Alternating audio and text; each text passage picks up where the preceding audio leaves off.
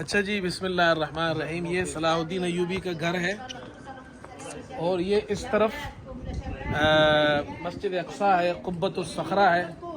یہ وہ جو کنیسۃ القیامہ سیپلیکا چرچ، جس کے بارے میں یہ عیسائیوں کا عقیدہ ہے کہ حضرت عیسیٰ علیہ السلام کی قبر یہاں پر ہے. یہ اندر صلاح الدین ایوبی کا گھر ہے. یہاں پر اور یہاں آگے جو ہے وہ قبۃ الصخرہ ہے. مسجد صلاح الدین ایوبی یہ ہے. مسجد عمر وين؟ مسجد عمر ورا الكنيسة. وراء الكنيسة. هذه كنيسة القيامة. كنيسة القيامة. سیپلیکا چرچ، اس کے پیچھے مسجد عمر اور یہ مسجد صلاح الدین، اور اس طرف مسجد عمر ہے. یہ درمیان میں یہ چرچ ہے اور سیپلیکا اور یہ گھر ہے. اچھا، ہم یہاں یہ ہماری ساتھی سب آئے ہیں اور صلاح الدین ایوبی کے گھر میں ہے اس وقت ہم.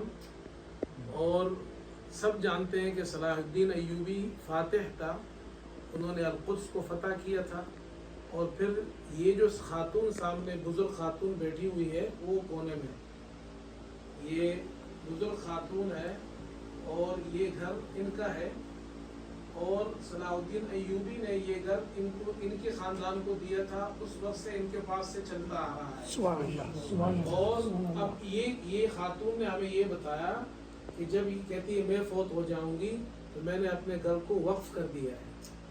تو یہ اس گھر کے اندر نیچے مسجد ہے اور اس گھر کے اندر صلاح الدین ایوبی 2 سال تک یہاں پر رہے ہیں.